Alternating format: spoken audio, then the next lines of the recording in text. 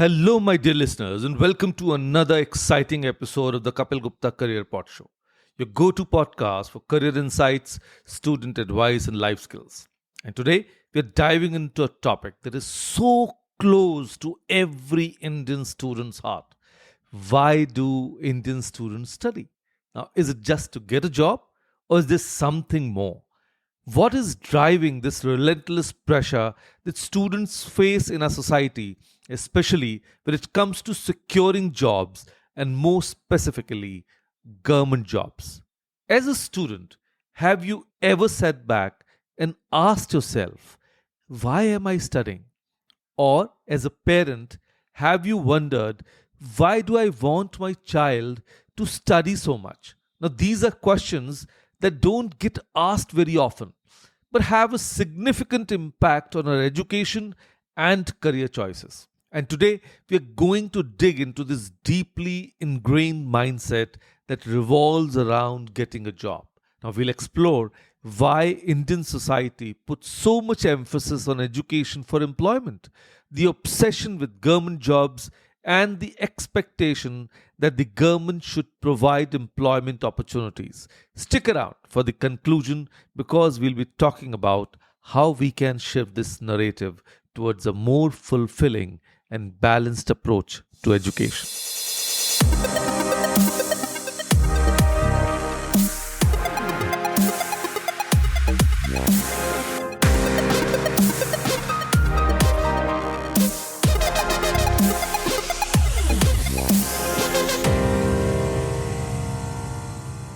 Hello, all.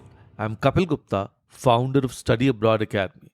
I'm on a mission to coach and mentor 100,000 high school students and help them realize the dream of studying in the best universities of the world and build happy and successful careers for themselves. And today, we're discussing very important questions that will be of importance to not only students but parents as well. Now, my aim is to give you a thought to ponder and guide you in your thought process. So, point number one, are we studying to get jobs? Or why do Indians pressurize students to study to get jobs?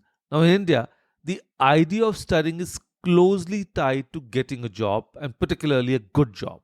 Now, this job centric view of education is not new, it's deeply ingrained in a social fabric. Now, for most students, studying isn't necessarily about learning, curiosity, or personal growth. Instead, it becomes a means to an end. And that end is often landing a job that offers financial security. From an early age, children are made to believe that the only reason to study is to land a job that offers financial stability. Now, the joy of learning, curiosity, and the broader purposes of education often take a backseat. Now, for example, think about a typical Indian household where parents start telling their kids from primary school, Beta, if you don't study hard, you won't get a good job. Now, this statement, though well meaning, can cause children to associate learning only with future employment.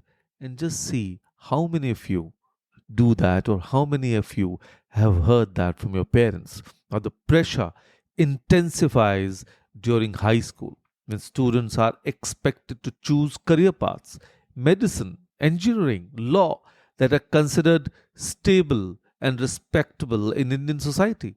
Now, parents often tell their kids, become a doctor or engineer, and your life will be set. Now, this attitude can be seen across generations, fueled by the belief that education is the only ticket to financial and social success. Now, real life stories from students like Priya, a 17-year-old preparing for medical entrance exams. Now, do you bring this issue into focus? Priya says, my parents have been saving up for years for my education. They expect me to crack the NEET and become a doctor. Now, the problem is, I'm more interested in environmental science, but I feel guilty because they've invested so much in this dream for me. Now, parents in India often have good intentions. They want their children to succeed and be secure in life. However, this job centering approach creates a great deal of stress for students. Now, the constant pressure to meet high academic expectations, coupled with the fear of disappointing their families, can lead to anxiety, burnout, and even depression. Yeah, and with this, we come to the stress factor. When education is treated as just a means to secure a job, students feel immense pressure to perform. They are burdened with the idea that failure to excel in studies is equivalent to a failure in life.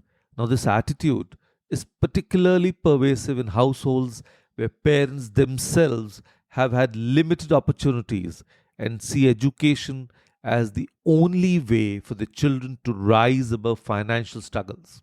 Now, however, the downside is the children often don't get the freedom to explore their true interests or talents as they are pigeonholed into careers that are deemed respectable or safe. Now, we have all experienced it, haven't we? The pressure from parents, teachers, relatives, and even neighbors who constantly push students to study hard, pass exams, and get a job. But where does this pressure come from? Now, in Indian society, education is often seen as the only reliable way to achieve social mobility and financial security. Now, many parents believe that their children's education is an investment for the family's future, and the return on that investment is a stable, well paying job. Now, this belief has been passed down from generation to generation, especially since India's economic system was heavily focused on agriculture and manual labor before the rise of education as a career getaway. Now, moreover, economic insecurity plays a significant role. For many middle class and lower middle class families, education is seen as the only way to escape poverty or improve their socio-economic status. Now, this is why parents push their children so hard. To them, it's not just about success, but survival. And in extreme cases, this pressure can lead to mental health issues. A famous case in India is that of Sushant Rohela, a law student who tragically took his own life in 2016 after failing to meet the attendance requirements at his law college. Now, well, his case maybe seem like an isolated event. It reflects the mental toll the education system and societal pressure can have on students who feel trapped in the pursuit of a secure job. Now, let's talk about suggestions to remove this stress. Open conversations between parents and children. Parents need to have open and honest discussions with the children about their interests and aspirations. Rather than pushing them towards high paying but often unfulfilling careers, parents should help their children explore a variety of career options, including those based on passion and creativity. Now, it is important to foster an environment where children feel comfortable expressing their true interest, even if it deviates from traditional career paths. Then focus on holistic development. Yeah, schools and colleges should emphasize the importance of learning for life, not just for employment. Education should be seen as a way to develop critical thinking, problem solving, and emotional intelligence, which are equally important as academic performance in the real world. Create awareness about career diversity. Now, Indian parents and students often think in binary terms: doctor, engineer, or failure. However, there are many emerging fields like design, content creation, environmental science, biotechnology, and even startups that offer exciting and financially rewarding career paths. Parents should be made aware that there's a wide array of successful and satisfying careers outside of the traditional roles. Then encourage exploration and gap years. Now, one way to reduce the pressure is to allow children to take a gap year or pursue internships in different fields. Now, this gives students the chance to explore what they enjoy before locking into a career choice. Now, in Western countries, gap years are quite common and they provide students with the opportunity to discover their strengths and interests without academic pressure. Shift the focus from results to effort. So instead of focusing solely on marks and ranks, parents and teachers should praise students for their effort, consistency, and dedication. This helps children build resilience and reduces the fear of failure, making the learning process more enjoyable and less stressful. Then, mental health support. Lastly, it's crucial to offer mental health support in schools and universities. Students need to be equipped with coping strategies, emotional resilience, and understanding that failure is a part of success. Mental health counselors can provide a safe space for students to share their concerns and navigate the pressures they face. So, to conclude this point, while education is undoubtedly important, it shouldn't be reduced to a mere job hunting tool. So, if we can shift our perspective to view learning as a way to grow intellectually, emotionally, and socially, students will feel less burdened and more empowered. And as parents and educators, we must take a step back and ask ourselves, are we raising lifelong learners or are we simply raising job seekers? Let's work toward creating an educational environment that promotes curiosity, creativity, and well being rather than just the pursuit of a paycheck. With that, we come to point number two. Why are Indians so obsessed with government jobs? The government job, a phrase that has almost become synonymous with success, stability, and status in India. Why are government jobs so highly sought after? So let's break it down. One, job security. Yes, government jobs offer unmatched job security compared to private sector jobs. Once you've landed a government position, it's almost guaranteed that you won't lose it unless you break the law. So, in a country where job markets can be volatile, this sense of security is incredibly appealing. Number two, perks and benefits. Government jobs come with a host of benefits: pension plans, health insurance, paid leave, and other perks. Now, these make government jobs highly desirable, especially for those looking for long term financial stability. And third, social status. In many parts of India, having a government job is still a marker of so high social status. Families often feel proud if one of their own secures a government position. Now, the prestige associated with being a civil servant, for instance, is still very much alive. Point number four, work life balance. Government jobs are also perceived to offer a better work life balance than private sector jobs, which are often associated with long hours and intense workloads. But here's the flip side: with so many people vying for government jobs, the competition is fierce. Every year, lakhs of students prepare for exams like UPSC, SSC, and others, but only a tiny percentage actually get through. Now, is this obsession limiting our options and our potential? Could it be that by focusing only on government jobs, we are ignoring other exciting and rewarding career opportunities? And with that, we come to point number three and a very much talked about.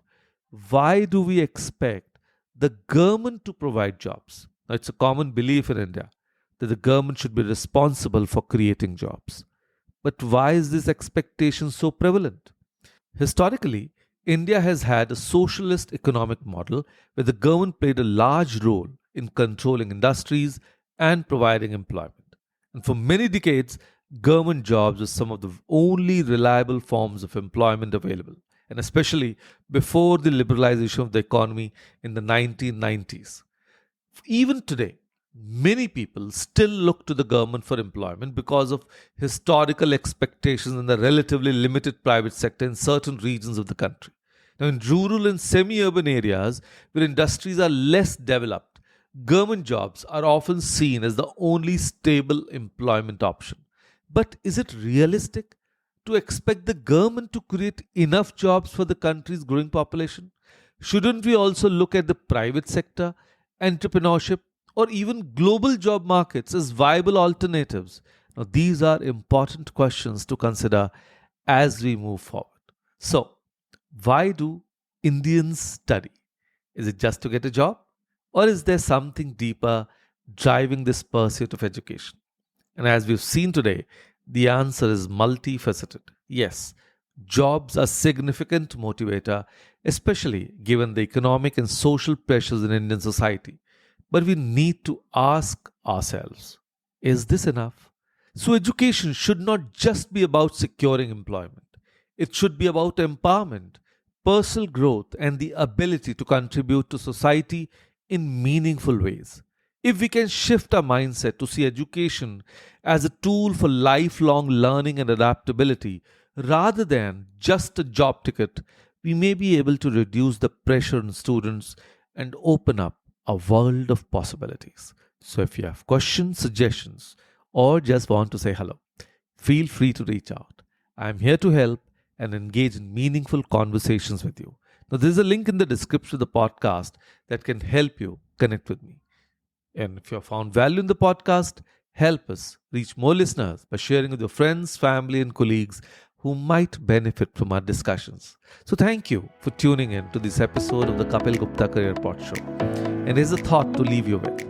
What would happen if we stopped studying only for jobs and started studying for life? Think about that. And until next time, keep learning and keep growing. And next time, we'll explore how you can create a career that not only pays the bills but also feeds your passion. Stay tuned for that exciting episode.